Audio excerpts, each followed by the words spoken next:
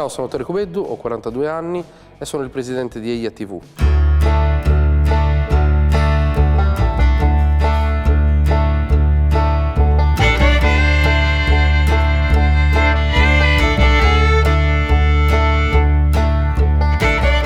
Tu sei stato paesato in Lingua Sarda, come te has pensato che questo poteva essere un po' usando la tua vita e su Tribaglio? Noi stiamo su diritto di imparare la lingua nostra e non è una questione di utilità, poi se una cosa è utile o non è utile, e Sara sa poi da tutto in cinese, che su cinese tutto su de bruso, cosa che narra da Vincenzo Sabonani e Gianfranco Vintori.